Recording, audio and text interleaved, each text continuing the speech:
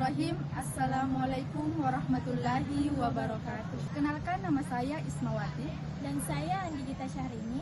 Baik teman-teman, pada kesempatan kali ini kami akan membahas mengenai bahasa Indonesia sebagai identitas bangsa. Baik, untuk memperdalam materi, mari kita simak video berikut dengan seksama. Sebelum memasuki pembahasan inti, penting untuk mengetahui terlebih dahulu apa yang dimaksud dengan bahasa.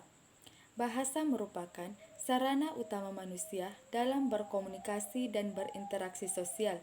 Melalui bahasa, manusia dapat menyampaikan gagasan, perasaan, pengalaman, dan pengetahuan kepada orang lain. Pemahaman mengenai hakikat, kedudukan, dan fungsi bahasa Indonesia perlu ditanamkan sejak dini. Hal ini bertujuan agar peserta didik tidak hanya terampil berbahasa, tetapi juga memiliki kesadaran akan pentingnya bahasa Indonesia sebagai identitas dan simbol persatuan bangsa. Selanjutnya kita beralih pada pembahasan materi inti. Yang pertama yaitu hakikat bahasa Indonesia dan latar historis.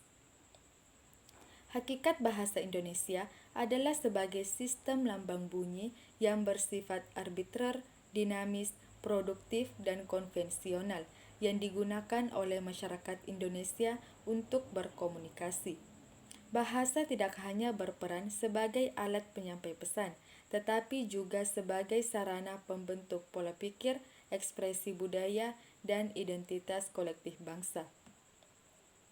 Secara historis, bahasa Indonesia berasal dari bahasa Melayu yang sejak lama digunakan sebagai lingua franca di wilayah Nusantara. Bahasa Melayu dipilih karena mudah dipelajari, tidak memiliki tingkatan bahasa, dan telah digunakan secara luas dalam perdagangan, pemerintahan, serta penyebaran agama. Momentum penting lahirnya bahasa Indonesia sebagai bahasa persatuan terjadi pada tanggal 28 Oktober tahun 1928 melalui peristiwa Sumpah Pemuda. Dalam ikrar tersebut, para pemuda menyatakan satu bahasa persatuan, yaitu bahasa Indonesia.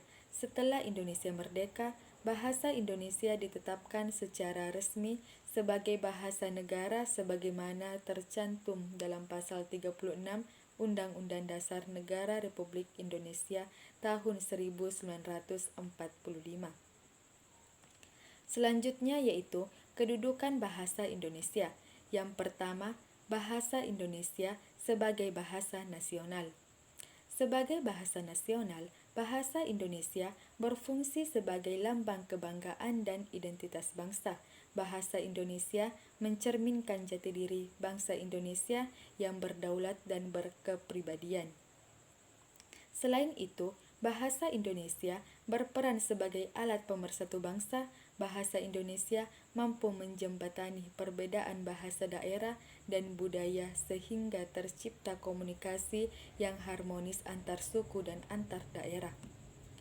Yang kedua, bahasa Indonesia sebagai bahasa negara. Kedudukan bahasa Indonesia sebagai bahasa negara memiliki dasar hukum yang kuat, yaitu pasal 36 Undang-Undang Dasar 1945. Dalam kedudukan ini, bahasa Indonesia digunakan sebagai bahasa resmi dalam pemerintahan, perundang-undangan, administrasi negara, dan kegiatan kenegaraan. Selain itu, penggunaan bahasa Indonesia dalam pendidikan bertujuan untuk mencerdaskan kehidupan bangsa serta memberikan kesempatan yang sama bagi seluruh warga negara dalam memperoleh ilmu pengetahuan. Baik teman-teman, selanjutnya yaitu fungsi bahasa Indonesia. Yang pertama yaitu fungsi komunikatif. Bahasa Indonesia digunakan sebagai alat komunikasi untuk menyampaikan gagasan, informasi, dan perasaan baik lisan maupun tulisan. Yang kedua yaitu fungsi kultural. Bahasa Indonesia menjadi sarana pelestarian dan pewarisan nilai budaya, norma sosial, serta karakter bangsa dari satu ke generasi berikutnya. Yang ketiga adalah fungsi edukatif. Dalam bidang pendidikan, bahasa Indonesia berfungsi sebagai bahasa pengantar pembelajaran dan sarana pengembangan kemampuan berpikir serta literasi peserta didik. Yang keempat yaitu fungsi pembangunan. Bahasa Indonesia digunakan untuk menyampaikan kebijakan, program pembangunan, dan informasi publik kepada masyarakat secara luas, sehingga mendukung kemajuan nasional. Selanjutnya adalah tantangan sikap bahasa dan pelestarian. Di era globalisasi, bahasa Indonesia menghadapi berbagai tantangan, seperti pengaruh bahasa asing dan penggunaan bahasa yang tidak sesuai kaidah, terutama di media sosial. Fenomena campur kode dan alih kode yang berlebihan dapat mengurangi kualitas penggunaan bahasa Indonesia.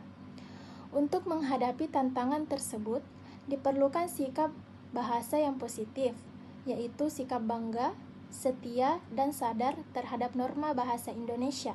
Sikap ini dapat diwujudkan dengan menggunakan bahasa Indonesia secara santun, baik, dan benar sesuai konteks komunikasi. Adapun kesimpulan yang dapat disimpulkan yaitu bahasa Indonesia merupakan sarana komunikasi, pemersatu, dan identitas bangsa Indonesia yang lahir dari sejarah perjuangan dan memiliki kedudukan sebagai bahasa nasional dan bahasa negara. Bahasa Indonesia berfungsi tidak hanya sebagai alat komunikasi, tetapi juga sebagai sarana pelestarian budaya, pendidikan, dan pembangunan nasional. Di tengah tantangan globalisasi dan pengaruh bahasa asing, diperlukan sikap bangga, setia, dan taat terhadap kaidah bahasa agar bahasa Indonesia tetap lestari, bermartabat, dan mampu menyesuaikan diri dengan perkembangan zaman. Baik teman-teman, demikian materi yang telah kami sampaikan tentang bahasa Indonesia sebagai identitas bangsa. Semoga materi yang kami sampaikan dapat bermanfaat.